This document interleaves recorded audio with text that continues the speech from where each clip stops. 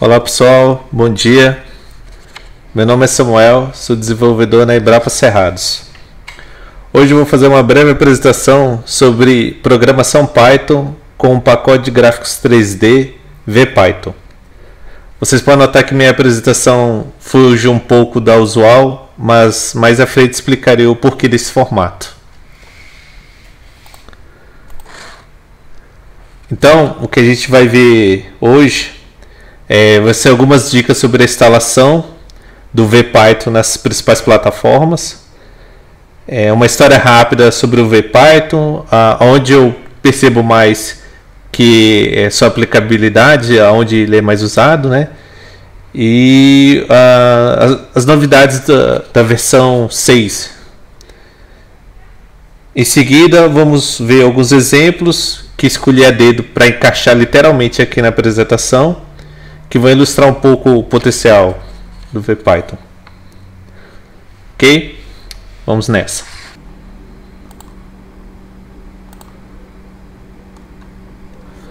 Bom pessoal, para a instalação do VPython, ele está disponível para essas três plataformas: Windows, Mac e Linux. Minha única experiência até então é com os instaladores disponíveis para o Windows, plataforma Windows. Primeiramente você precisa ter o Python 2.73 já instalado na máquina. Acessando o portal do VPython, eles disponibilizam um instalador específico para essa versão, e basta apenas você baixar esse instalador, executar, e ele vai já instalar todas as dependências necessárias ao VPython da versão mais atual, a 6. No momento, a versão do VPython 6 não disponibiliza um instalador para Python 3, porque o VPython 6 tem uma dependência com o WXPython, uma toolkit gráfica, que a gente vai falar mais à frente. E a versão do WXPython que suporta Python 3 é o projeto Phoenix, e esse projeto já tem um suporte nas versões de desenvolvimento. Mas na visão do mantenedor oficial do VPython, essas versões, esses builds diários do WXPython do projeto Phoenix não são estáveis suficientes para justificar um instalado do VPython especificamente para Python 3, usando o WXPython desse projeto Phoenix. Por outro lado, isso tudo para a plataforma Windows. Por outro lado, o VPython na versão 5 tem um instalador para o Windows que é voltado para Python 3. Então, se houver preferência por Python 3, recomenda-se instalar o VPython 5 ainda. Você não vai ter as facilidades que o VPython 6 traz, graças ao WXPython. No Linux, eles disponibilizam no portal um arquivo TGZ, esse arquivo compactado que contém todo o código fonte. Quando descompactar esse arquivo, você vai ter o install.txt. E esse install.txt é recomendado que se leia e siga as recomendações que lá existem para instalar na sua distribuição Linux. Havendo alguma dificuldade, o que eu vejo é que a pessoa entra no grupo de discussão do VPython para usuários e posta dúvidas, até o trace back do código da instalação, para o pessoal auxiliar ele em qualquer problema que tenha havido na hora de compilar o VPython. Então, havendo algum problema, eu recomendo procurar o grupo de discussão do VPython para usuários. E um detalhe: a instalação de uma versão antiga do VPython para distribuições Linux, anterior à versão do VPython 6, pode ser feita às vezes pelo próprio gerenciador de pacotes correspondente à sua distribuição Linux. Você precisaria checar se ela existe. Por exemplo, no Ubuntu existe um pacote chamado Python-Visual. Ele é o VPython versão 5, já pré-elaborado para ser instalado no Ubuntu. Quanto ao Mac, não conheço muito de Mac, mas pelo que eu pesquisei brevemente, se você tiver uma aplicação no formato DMG, basta que você jogue esse software no diretório Applications Directory, no diretório Applications, e essa aplicação já vai estar instalada. Então o VPython, o portal do VPython já disponibiliza o VPython no formato DMG para usuários Mac. Uma dica que serve tanto para Linux e Mac é que, havendo instalações anteriores, é necessário que você remova essas instalações antes de atualizar para a nova versão. Então, dê uma olhada na instalação do Python, nos diretórios site packages ou dist packages, e se houver alguma instalação prévia do VPython, remova-as para você poder instalar a nova versão. Ok?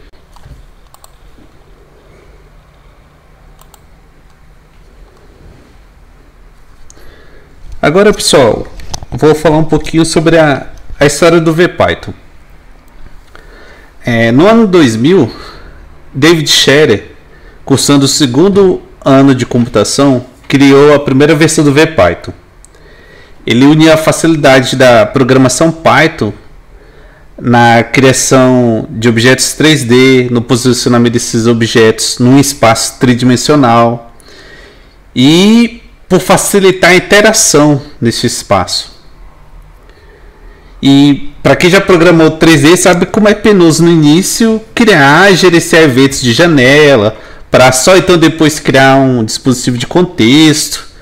E isso tudo ele escondia e deixava você já ir direto para o que interessava, né? Então, quando ele lançou o VPython, quando ele mostrou o VPython, ele já mostrava que você só precisava se focar na computação gráfica. E esse CEO aqui da foto, o Bruce Sherwood, ele é um professor emérito da Universidade Estadual da Carolina do Norte. E uma troca de e-mails, eu perguntei para ele algumas orientações para aprender computação gráfica com o VPython. E a resposta dele foi assim, que na visão pessoal dele, o VPython não era ideal para aprender computação gráfica. Que na verdade VPython era mais um exemplo dos problemas e dificuldades encontradas na computação gráfica. O verdadeiro foco do VPython é fazer com que usuários que nada soubessem de computação gráfica possam ainda assim gerar programas de conteúdo 3D em tempo real com animação e interação.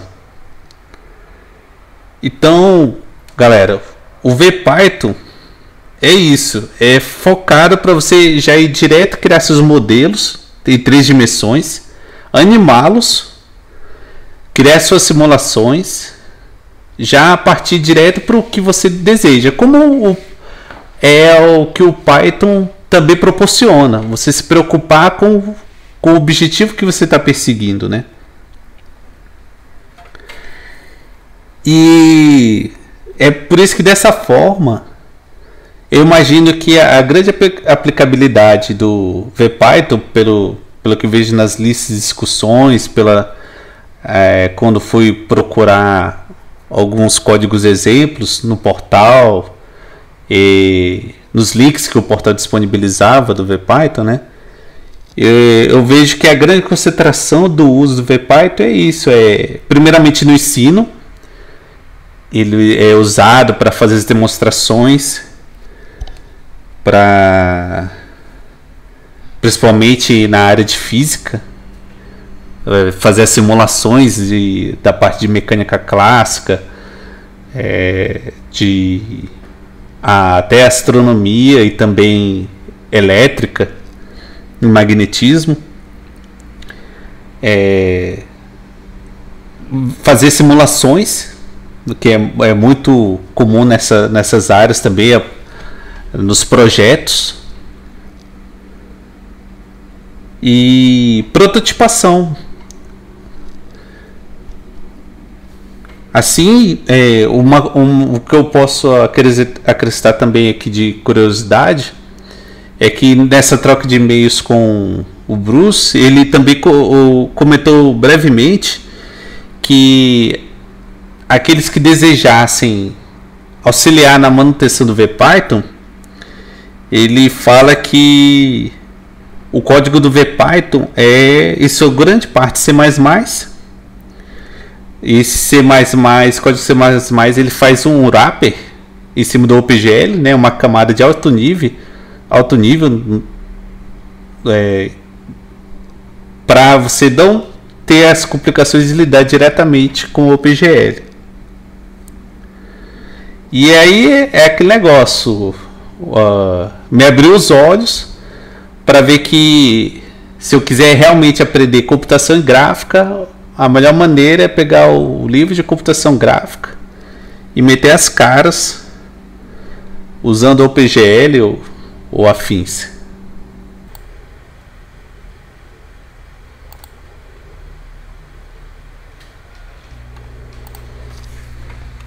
Então, pessoal, antes de começar os exemplos, umas últimas palavras sobre a nova versão do VPython, a número 6. Essa versão trouxe como novidade e incorporou no core do VPython essa toolkit para desenvolver interfaces gráficas, o WXPython. O WXPython é multiplataforma e tem uma série de componentes, widgets, né, para fazer interfaces gráficas. E essa incorporação auxiliou muito na retirada de código dependente de plataforma do VPython. Assim, ele trouxe as vantagens de maior portabilidade, eliminar threads complexas, que essas coisas agora vão ser gerenciadas pelo WXPython. Os usuários do Mac agora vão poder fazer uso do Python 64 bits e também se utilizar do framework nativo, o Cocoa, para gerar interfaces gráficas já nativas ao Mac.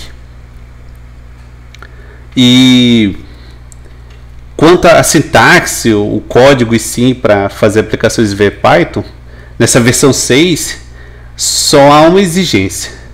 Todo código que você fizer que houver um loop, que o loop é o coração das animações, os códigos executados dentro do loop for ou loop while devem possuir um desses dois comandos, o rate ou o sleep. Eles servem para que a animação seja a mesma, funcione da mesma forma, dê a mesma impressão, independente do computador que você esteja rodando sua aplicação, né? Não importa se o computador é a última geração ou se é o mais fraquinho, esse rate visa prevenir uma variação da animação por conta do hardware que ele está sendo rodado. E o rate é a melhor escolha para quando se for fazer esses loops. O sleep tem um porém que, se for usado, ele impede que, naquele momento que ele está sendo executado, a possibilidade de você dar zoom ou rotacionar a tela. Como vocês vão ver, toda aplicação do VPython já permite, por padrão, você, usando o mouse, dar zoom ou rotacionar. Se você usa sleep no seu código de animação, você, naquele momento que o sleep estiver sendo executado, você não vai poder fazer essas duas operações de zoom e de rotação. Então o rate é preferível. Aí, agora a explicação do porquê essa é a minha apresentação. Esse aqui já serve de exemplo do poder do VPython 6. Um exemplo simples, claro.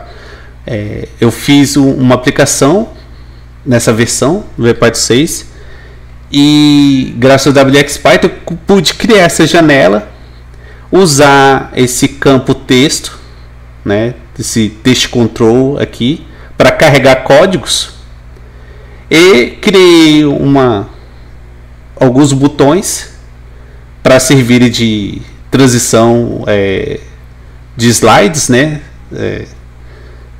e um botão de salvar, para se eu quiser fazer alguma alteração nesse código aqui nesse momento eu posso salvar, e um botão de executar. Como vocês podem ver, só para exemplificar, se eu mudar aqui, eu posso salvar e em seguida executar, e aí já posso ver o efeito aqui nesse meu canvas tridimensional. Então essa é uma das grandes vantagens dessa versão. Você pode gerar aplicações mais sofisticadas, com maior controle,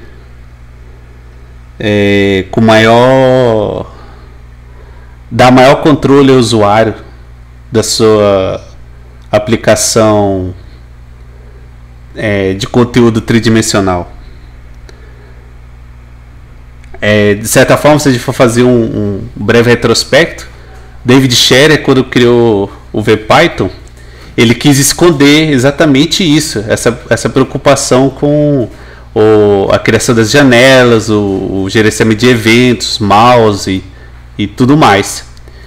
Contudo, essa versão do VPython, essa versão 6, ela trouxe isso de volta, mas como uma flexibilização.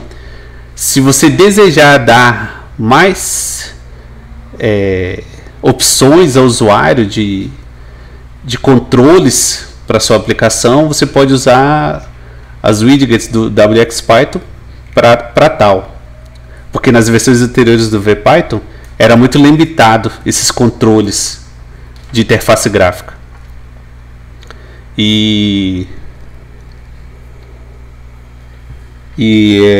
Como vocês podem ver, mesmo não detendo muito conhecimento sobre o VPython ou WXPython, eu pude fazer num tempo considerável essa pequena simulação de apresentação, e vai servir de exemplo que eu vou disponibilizar para vocês depois.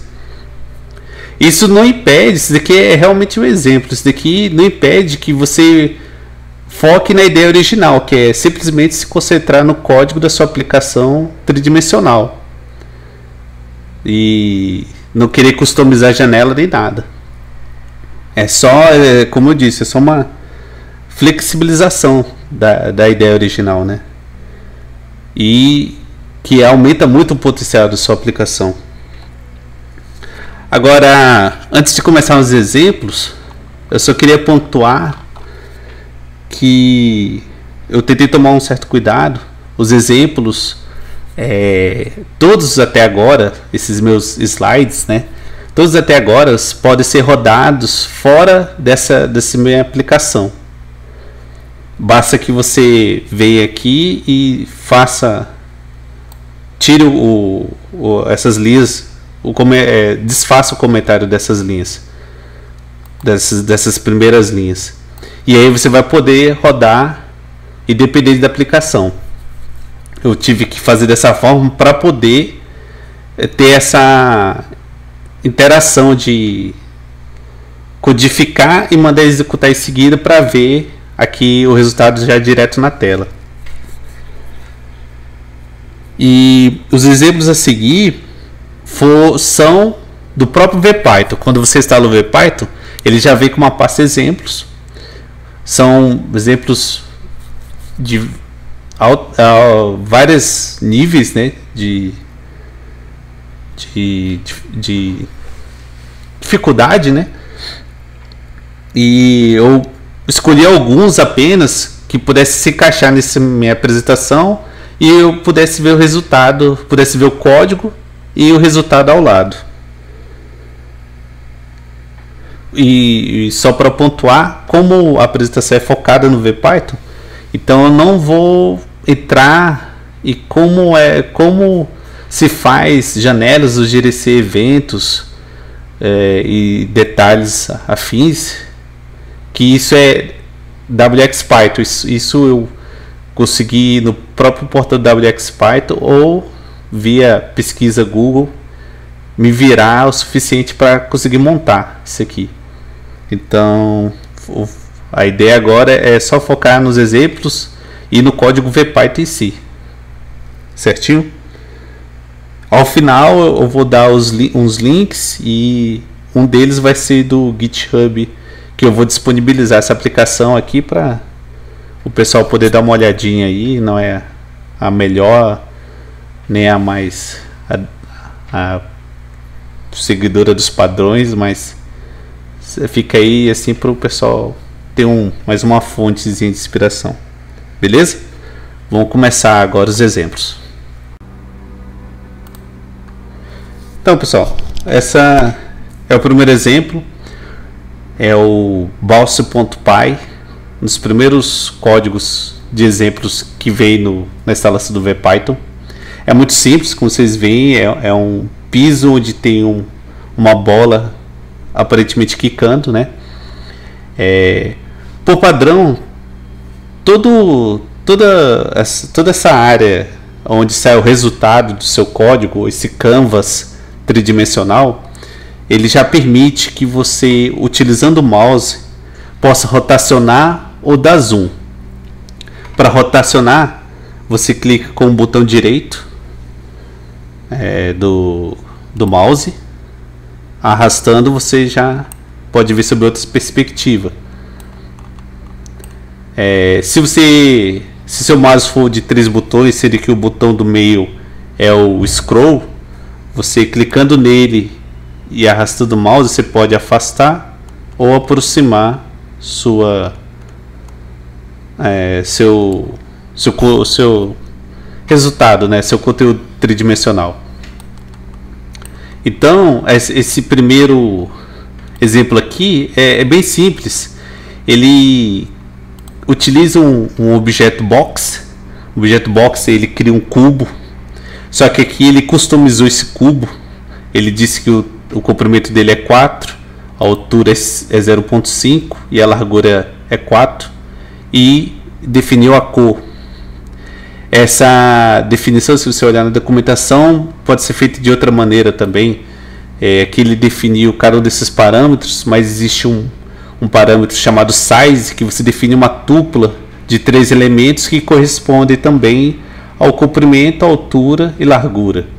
Então é uma outra forma de você obter o mesmo piso, no caso. Em seguida ele criou uma esfera, definiu a posição inicial dela e definiu a cor. Pelo que eu pesquisei na documentação, a esfera aqui, né, essa variável ball que ele cria, ela não tem esse atributo velocity por padrão. Isso daqui é um atributo que ele está incluindo em tempo de execução. É um atributo que ele simplesmente criou, deu o nome de velocity apenas para ilustração e definiu que o velocity vai ser um objeto vetor cujo eixo y menos 1 vai ser negativo, né? Vai ter a posição inicial dele, a magnitude menos 1. Aqui eu acredito ser correspondente, o dt é a variação de tempo. Por quê? Para fazer essa simulação ele faz um cálculo para a nova posição da bola, né? Aqui ele pega a posição da bola atual mais a posição, esse vetor, velocidade da bola, vezes a variação de tempo. Isso daqui naquela fórmula de física, né, velocidade vezes tempo, você dá o delta S, né, que é a variação da distância, né? E somando com a posição original da bola, você encontra a nova posição dela, né? E a mágica da animação é essa, né? Como vocês podem ver, ele definiu o rate 100. Se eu acredito que se eu aumentar esse rate aqui, a animação vai ficar mais rápida. Então, só um pequeno teste aqui, pra vocês verem. Colocar um 8, vou salvar. Quando eu der executar, ó, a animação ficou mais rápida. Assim como se eu pegar e diminuir para 50 e salvar, a animação, o quicar da bola ficou bem mais lento. Essa condição abaixo aqui é simplesmente para impedir que a bola suba eternamente, né? Ou atravesse o piso, basicamente, né? Então aqui ele controla exatamente aqui essa condição. Eu acredito que simula mais a colisão, né? O momento da colisão e o ápice que a bola perde energia do ato de quicar e começa a cair novamente. Assim, são apenas deduções. Eu não tenho a base forte em matemática nem em física. Então é só pelo que eu pude deduzir do código aqui. Esse é o exemplozinho bem simples, né? Bem interessante. Você vê então que basicamente o VPython é esse daqui, essa definição de objetos tridimensionais, e aqui já é coisa do conhecimento mesmo, de relacionado a essas áreas, né, de estudo, de física, de matemática, porque isso daqui não é por padrão o velocity, não é por padrão de atributos da esfera. É só um atributo criado para facilitar a animação, certo? Então, próximo exemplo aqui é uma atualização do Bounce. É um Bounce 2. Como vocês podem ver, ele melhorou o exemplo anterior fazendo esse aqui. Aqui, basicamente, ele criou esses primeiros atributos aqui que serve para definir a caixa, né? Essas laterais da caixa. Porque em seguida ele cria a parede da direita usando um box. E aí, graças a esses parâmetros iniciais, ele posiciona e já define o tamanho. Aí lembra que eu falei no exemplo anterior que uma outra forma de se fazer, customizar um box, que ele gera um cubo, ao invés de você definir os parâmetros length, width e height, você pode definir um parâmetro chamado size, que leva uma tupla de 3 elementos, que corresponde ao comprimento, height e width.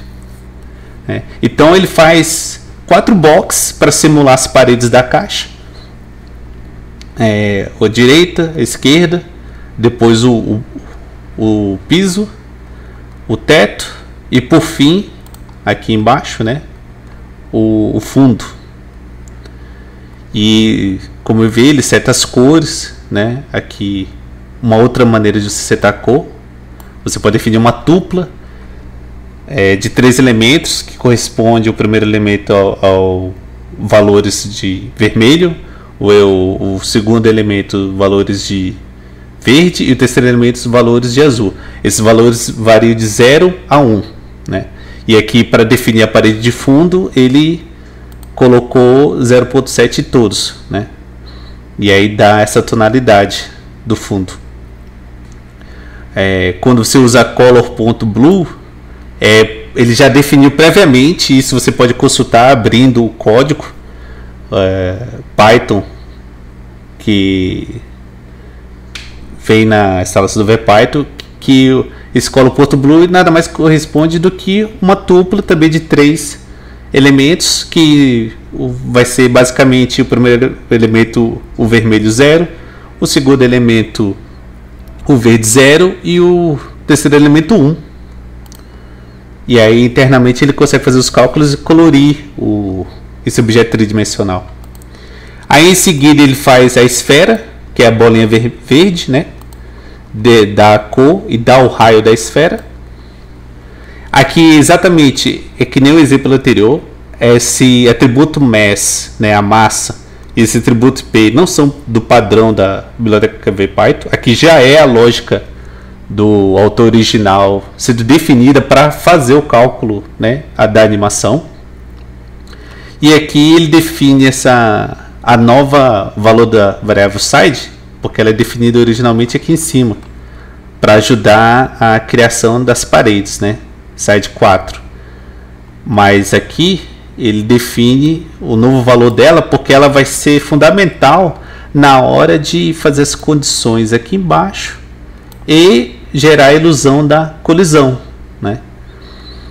Porque aqui no while basicamente ele faz a atualização da posição da bola e vai checando se ela está chegando no limite correspondente a uma dessas paredes, né?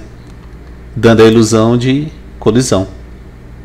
Certo? Então esse aqui é mais um exemplozinho que você vê que a construção de objetos 3D é ligeiramente simples, e já vou adiantando que o grande pulo do gato é a lógica matemática envolvida, ou lógica física newtoniana, seja o que for, definida no while. E isso vai ser bem claro nos próximos exemplos, que o meu estoque de explicações está esgotando, porque os próximos começam a ficar muito mais complexos. Então o próximo exemplo aqui ele é bem interessante, já mostra outros aspectos, né, possíveis no VPython. Aqui, como você pode ver, vou rotacionar um pouco a tela, ó. É um cubo que ele tem essas bolinhas passando ao redor, né, circulando o cubo, e essa seta também circulando, né? E aí o grande detalhe aqui, diferencial delas, é esse cubo ele não é colorido, ele parece ter toda uma textura, né? E as bolas são brilhantes, né? E são os novos componentes aqui desse exemplo, né? Primeiramente, existe nos objetos que você pode criar no VPython a possibilidade de você criar uma flecha. Então, como você vê aqui, esse primeiro código aqui define uma flecha da cor avermelhada nesta posição, ou seja, no eixo Y, na posição 4, ele cria a flecha, né? E faz com que ela seja apontada para cima, ou seja, o axis aqui corresponde para onde é a direção dessa flecha, né? E no caso ele setou que seja o eixo Y e definiu a cor dela vermelha.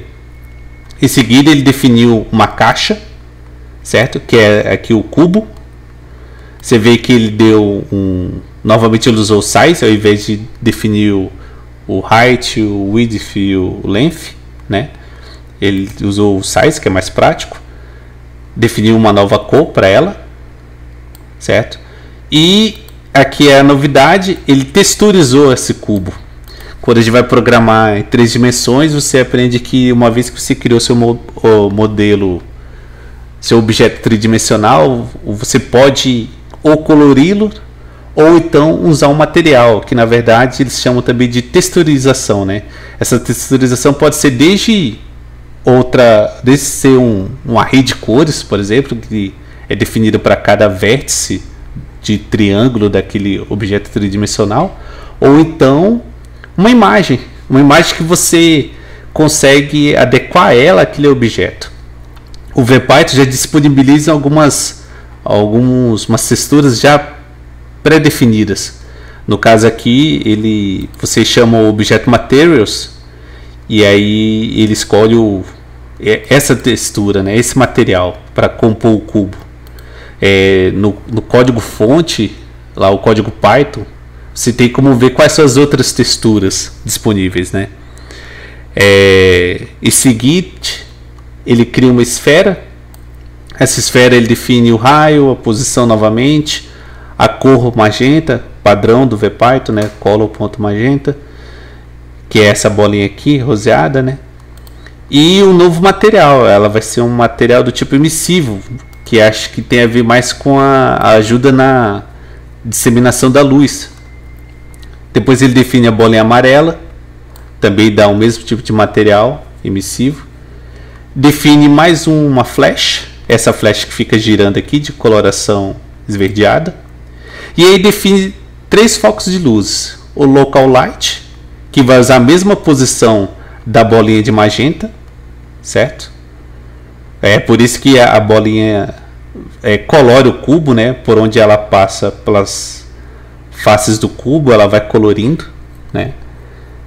Aqui, quando ele define a local light, fala que toda a posição dessa luz local é a mesma da esfera definida anteriormente de cor roseada, de cor magenta. E a cor também é a mesma da cor dessa esfera, né? Como você pode ver. E aqui a outra luz local, né, a outra local light, corresponde à segunda esfera, que também vai ser essa luz local, vai possuir a mesma posição dessa esfera e a mesma cor dessa esfera. E como essas esferas têm um material específico, acredito que ajude nessa iluminação, né, na disseminação dessa iluminação. A terceira luz, a distant light, é usada na flechinha. E pelo que eu li na documentação, o local light é como se fosse uma luz realmente local. Ela fica naquele objeto que está vinculado, né, naquele ponto no espaço que foi definido, né, como se fosse uma lâmpada realmente. E a distant light aqui é usada na flecha, é como se fosse uma lanterna, né? Ela tem um ponto de origem e um ponto eu acredito, de destino, né? Um ponto que de horizonte que ela atinge, né? E aí novamente aqui no while a mágica da animação, que são vetores, ou definição de vetores de objetos usando operações de cosseno e seno, mas que usam para atualização da posição das esferas e da flecha. E esse daqui só estudando matemática, trigonometria, para você poder começar a enxergar a matrix envolvida aqui. Então esse é o nosso terceiro exemplozinho. Vocês veem que a parte VPython em si não é muito, novamente, não é muito complicada. São definições você definir o objeto que você deseja usar e definir e customizar os parâmetros desse objeto. Agora a animação em si, novamente, reforço, parece que exige um conhecimento bom de matemática, né? Razoável. Então, nosso próximo exemplo. Esse nosso próximo exemplo é um exemplo muito, acredito eu, voltado de física, né? Ele cria uma haste e no topo dessa haste ele cria como um braço que fica pendente, como um pêndulo, né? E aqui você já vê que o código do autor ele já tem toda uma lógica própria, né? E o que eu posso extrair daqui é exatamente você vê que a parte do VPython em si, aqui o pedestal, né? Essa base, acredito ser essa base.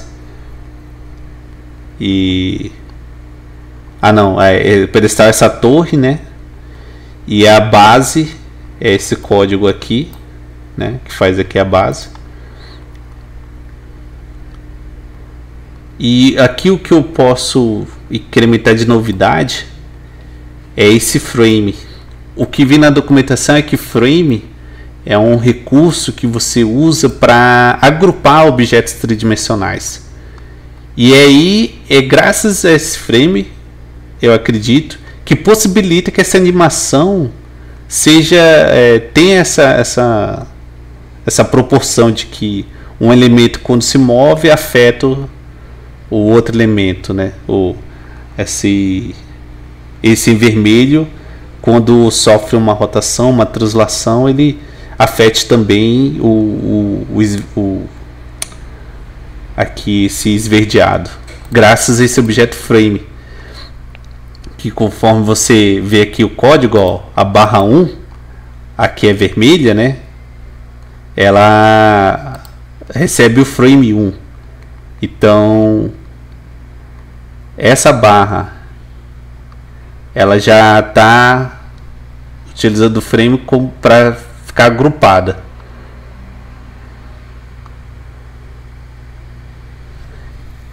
E aqui ele cria um outro frame para fazer a segunda barra, né? Então, assim, não tem muito o que acrescentar, porque esse é um exemplo já bem específico, né? Você pode ver aqui que o código que ele faz novamente se utiliza de muito cálculo. E ao final ele utiliza esse daqui já é da biblioteca do VPython. Você vê que o frame 1, que é composto desses objetos criados anteriormente, ou seja, a caixa avermelhada, né? E o frame 2, a caixa esverdeada, eles sofrem uma rotação. Esse método aqui já é do próprio VPython, né? Quando você cria um objeto tridimensional, você pode usar esse método para fazê-lo rotacionar. Aí você dá o eixo que ele vai rotacionar e em seguida você define o ângulo de rotação dele. Esse daqui, mesmo procedimento. Então, diferente daquele velocity que a gente viu no início, ou do mass do outro exemplo, que acredito não ser, porque quando você vai inspecionar as variáveis, né, os objetos tridimensionais ali no console, você não acha aqueles, quando você cria um objeto puro, você não acha aqueles atributos. Então eu acredito que ele só fez para ilustração, né? E aqui o rotate, ele é um método já pré-definido em todo objeto tridimensional do VPython para você fazer uma rotação, certo? Agora o próximo exemplo é um exemplo mais relax, mas também interessante. Como vocês podem ver, aqui a grande novidade é outro exemplo desse frame. Esse cone não é um objeto pré-definido no VPython. Lá no portal, na documentação, você vê quais são os objetos tridimensionais que você pode criar com o VPython. O cone não é um deles. Mas aqui nesse exemplo, o David Scherer, né, em 2001, ele criou ele se utilizou de outro objeto, o faces, criou vários faces, né, cada um desse, como vocês podem ver aqui, ó, o rosa, o vermelho, o amarelo é um face. Ele cria cada um deles, agrupa usando frame, né, como você pode ver, ó, ele cria um objeto frame aqui. Aqui, quando ele vai criar o modelo, ele cria um face e fala que esse faces é vinculado ao frame. Então, aí em seguida você vê vários códigos de seno e cosseno para a rotação, né? O cálculo da posição e também para provavelmente fazer a rotação.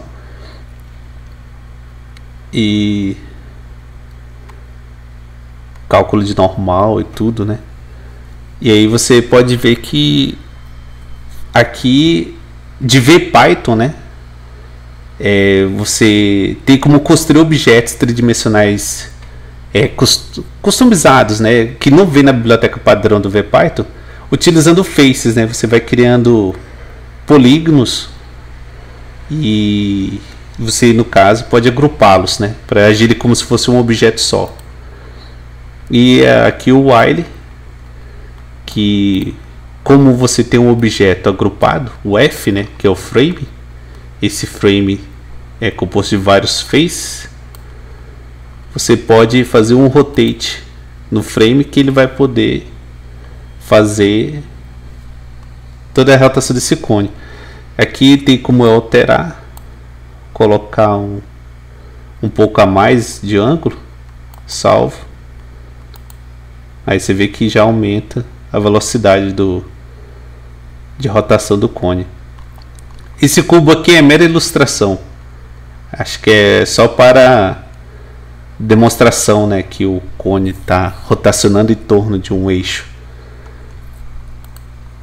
E é basicamente isso. Esse exemplo pontua o objeto face para a construção de objetos não predefinidos na biblioteca do VPython.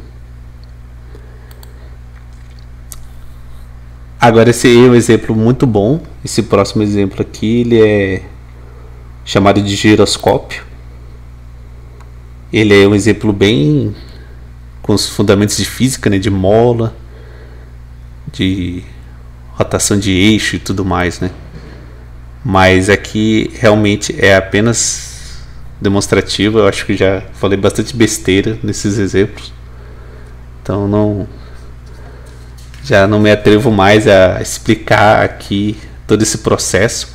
Você vai ver que muitos dos exemplos que vem acompanhando o VPython são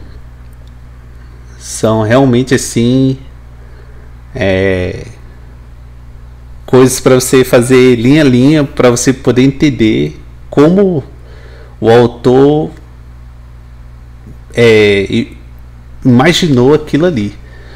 Tem um exemplo muito bom que ele simula um motor e o resultado é fantástico, mas o código é grego. Acho que mais que esse aqui. Mas aqui, ó, como você pode ver, essa mola aqui é um objeto padrão do VPython. Ele está definido aqui, certo?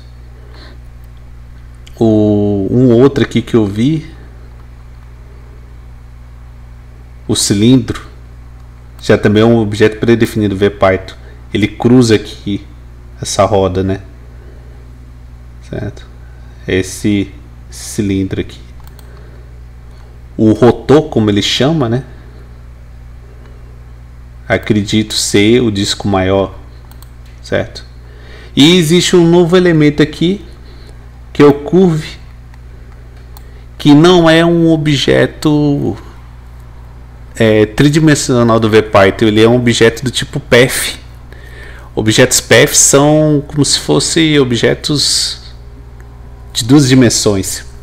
Só que eu tô meio que no chute aqui, né? Pelo que eu vi por cima na documentação, esses objetos de duas dimensões, como o curve aqui, eles são muito usados para você fazer objetos num formato, num desenho de linha, né? E depois extrudar, ou seja, transformar aquela linha em um objeto tridimensional, que eles chamam de extrude. Dá 3 dimensões, né, a um objeto de 2 dimensões. Eu acredito sinceramente que eu não sei. Não sei esse é o papel aqui, porque se fosse um extrude, existe o comando extrude no VPython mesmo. Esse curve aqui está sendo usado para outro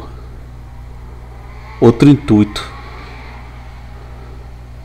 Então, mas na biblioteca de exemplos do VPython, que vem na instalação do VPython, ele tem exemplos de extrude e são muito bons, aumenta mais ainda as possibilidades.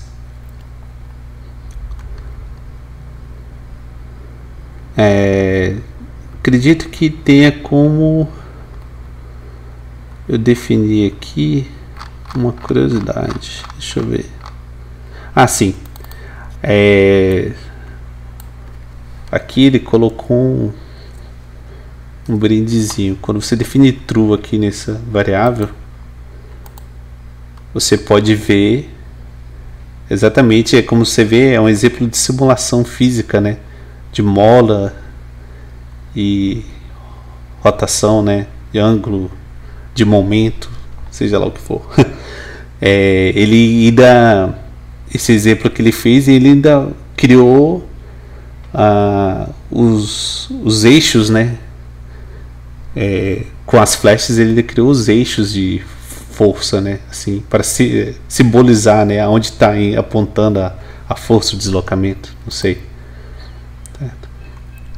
Bom, acho que já falei bastante besteira. Vamos para o próximo. Esse daqui é uma atualização desse anterior. Como você pode ver, é o mesmo estilo, né? É um giroscópio, né? Ele chama de giroscópio esse exemplo. Esse daqui seria um giroscópio 2, né? Só que você já vê que ele já monta uma estrutura de torre e o rotorzinho aqui que está girando, ele faz uma trilha. Essa trilha aqui é um recurso do próprio VPython, que você pode habilitar ou desabilitar. Isso tem na documentação. Você pode definir que o objeto, quando animado, deixa uma trilha, certo? Eu não encontro aqui exatamente essa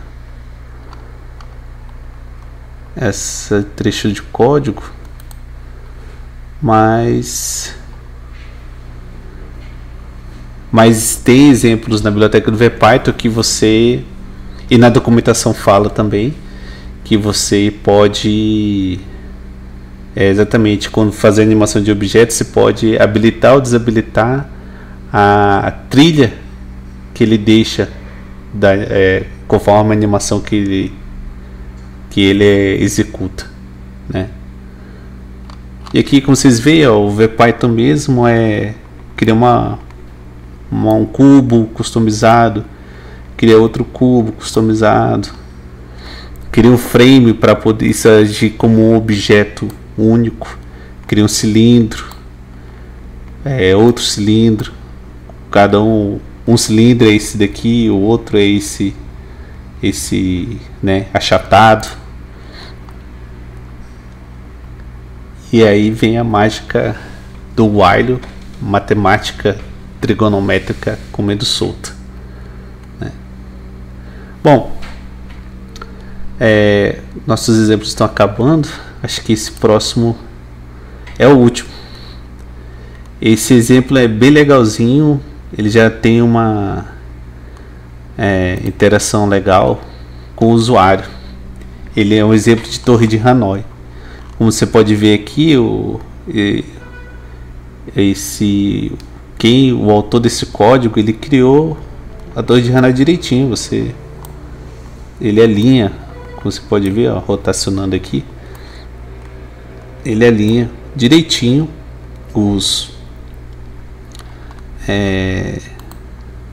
deixa eu ver esse objeto aqui.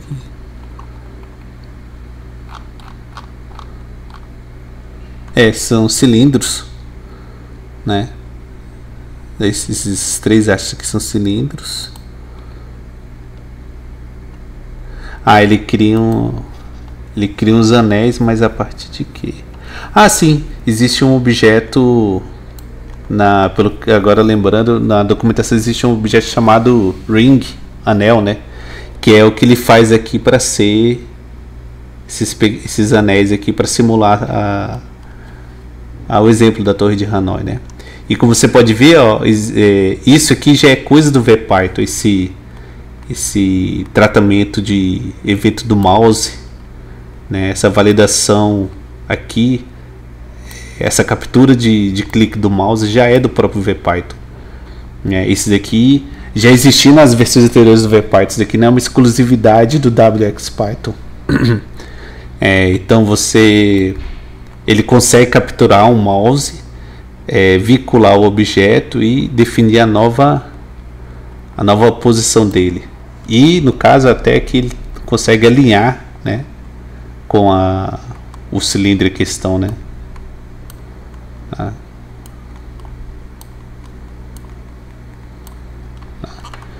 Então esse exemplozinho aqui é bem legal, mostra que você pode não somente criar uma animação, mas é exatamente o que o David Sherry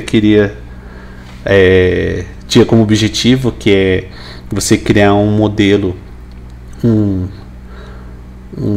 objetos tridimensionais no espaço tridimensional, navegáveis, né,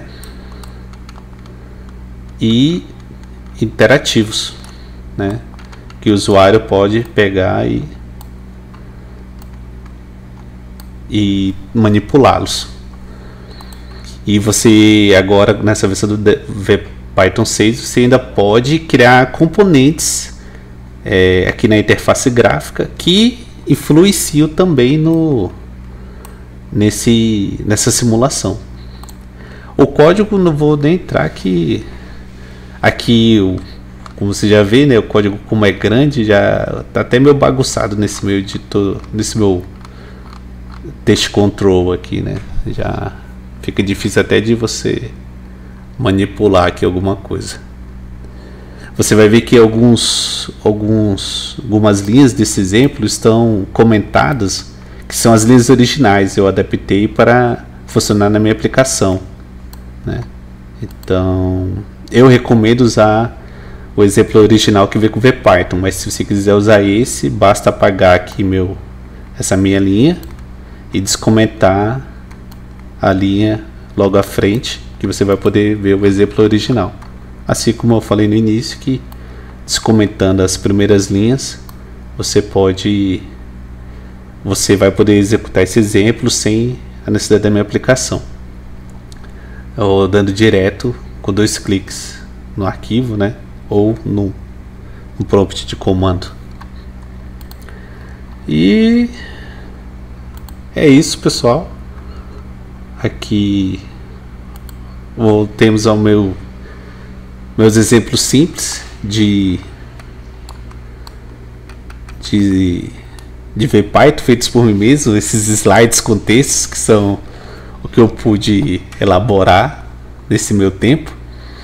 E aqui, como você pode ver, eu recomendo agora ao final, que espero que tenha sido suficiente para pelo menos animar vocês a procurar mais. Eu acho que aqui é só um mero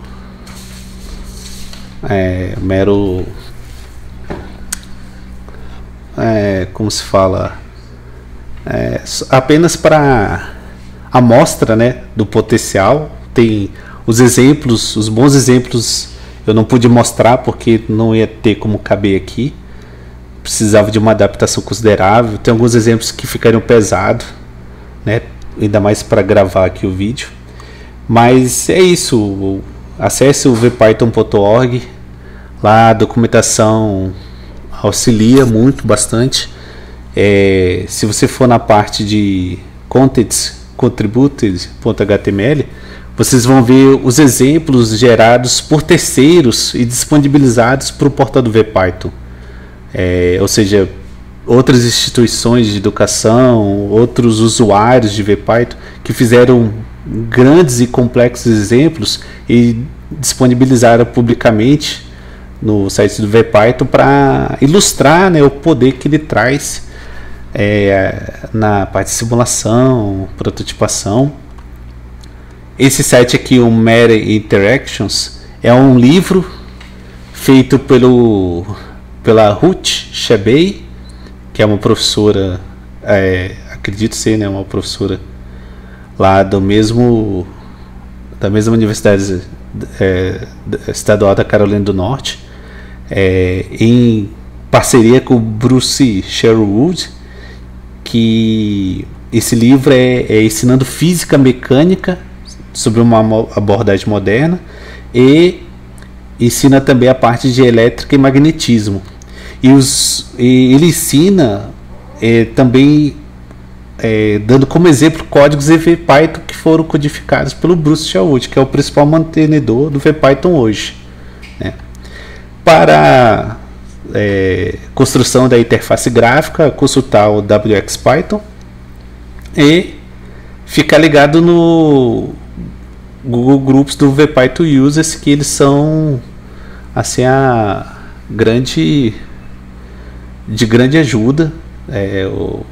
É uma lista razoavelmente movimentada.